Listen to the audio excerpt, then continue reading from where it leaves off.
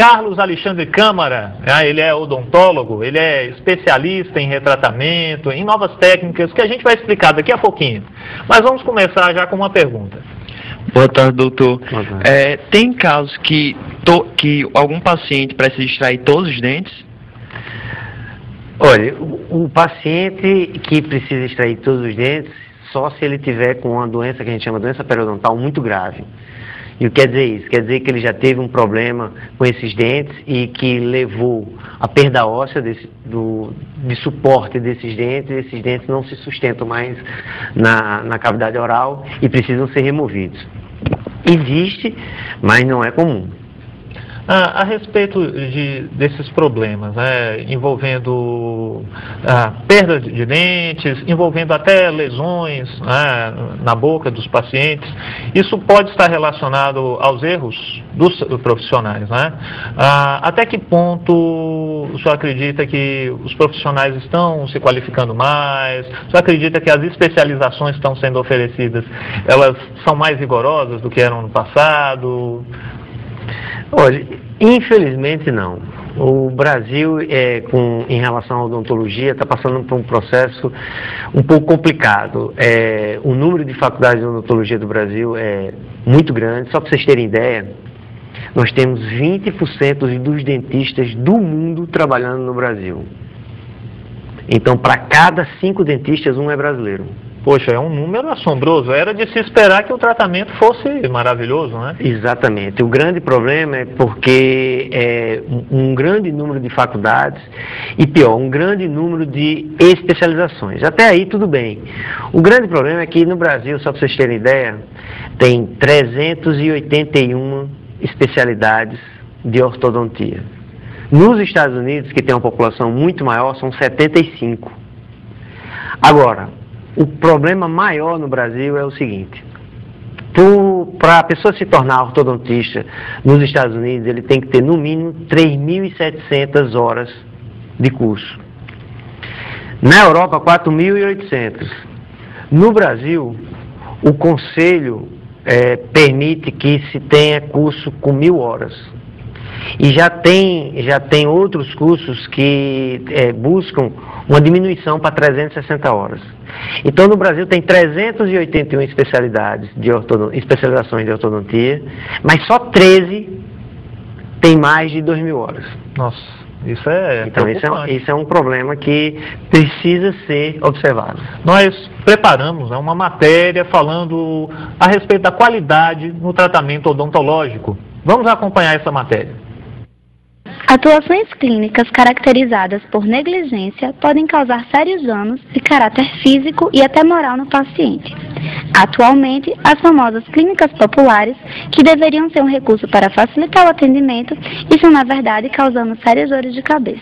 Em termos de uma injeção mal aplicada, estourou a injeção dentro do meu osso e foi preciso passar por uma cirurgia e foi até casa de justiça. A ortodontista Daniela Fiore relata que é comum receber em seu consultório pacientes que foram vítimas de profissionais mal qualificados e dá algumas dicas de como prevenir esse problema. Então, existe maneira do paciente se precaver, de cair nas mãos de um dentista que não tem capacitação para tratar o caso dele. Ele pode procurar o conselho de odontologia, os dentistas especializados, eles estão todos listados lá.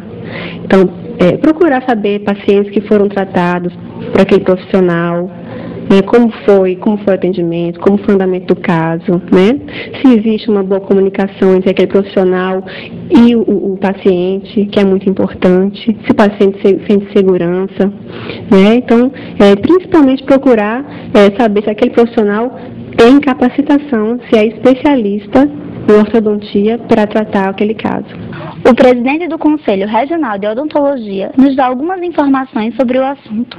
Nós temos uma rotina de fiscalização, principalmente começando pelas grandes cidades, e há também a questão da fiscalização dos profissionais e dos planos de saúde, ou seja, das empresas operadoras de saúde, que são inscritas no Conselho. Essa fiscalização, aí sim, essa só é feita mediante denúncia e identificada. O Conselho ele tem um site, a gente tem, na verdade, a gente tem um portal hoje, que é www.crorn.org.br. Lá tem todas as instruções de denúncia, seja do exercício legal ou seja denúncia de infração ética.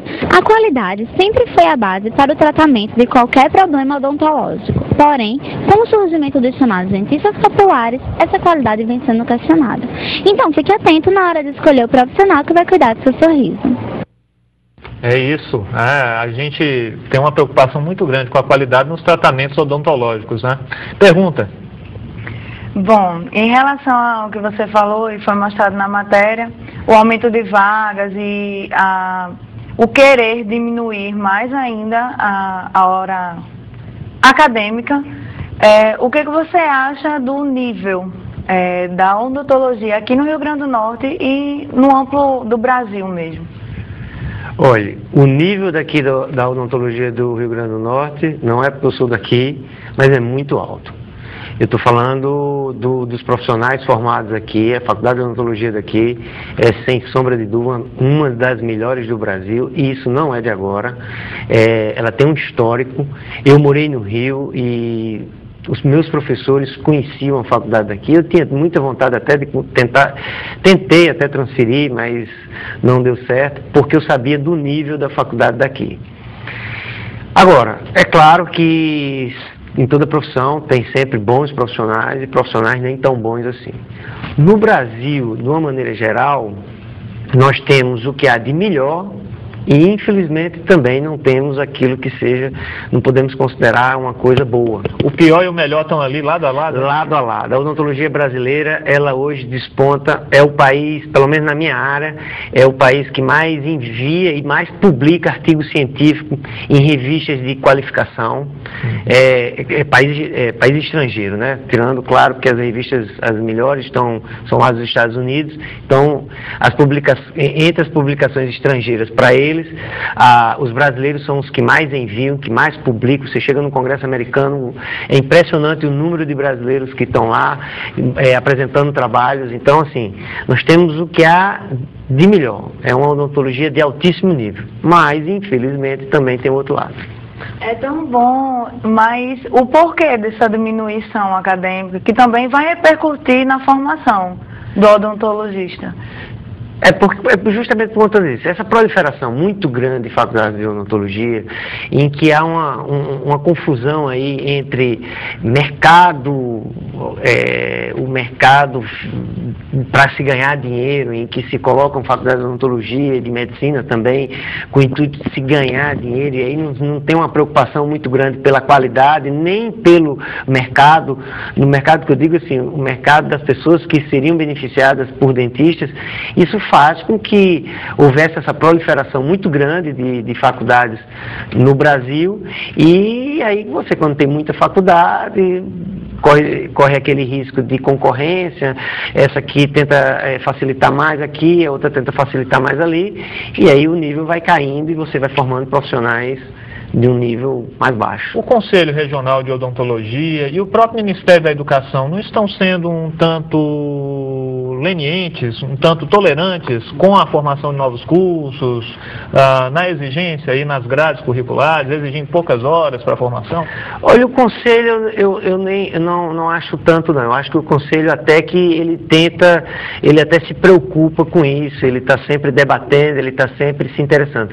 O problema maior eu acho que é mais no Ministério da Educação, em que novas faculdades são liberadas sem levar muito em consideração a necessidade dessas faculdades. Em relação a esses projetos sociais que oferecem tratamento dentário gratuito, o senhor acredita que é seguro, é confiável? Projetos sociais, na grande maioria das vezes são, principalmente esses projetos de voluntários. Tem um projeto no Brasil espetacular, que é a Turma do Bem, e Sorriso, acho que é da Turma do Bem, Antigamente era Adote um Sorriso, agora mudou o nome, em que é muito interessante, porque são profissionais de consultórios privados em que tratam pessoas jovens até completar 18 anos. Eu, inclusive, faço parte de um desses projetos. Eu acho bem interessante. A própria Faculdade de Odontologia, né, também desenvolve alguns projetos de atender pessoas de baixa renda, pessoas que não têm condição para pagar um tratamento, não é isso? A Faculdade de Odontologia é um excelente lugar para pessoas de baixa renda procurarem quando há necessidade. Então é feita uma odontologia de alto nível, com um custo muito baixo e com responsabilidade.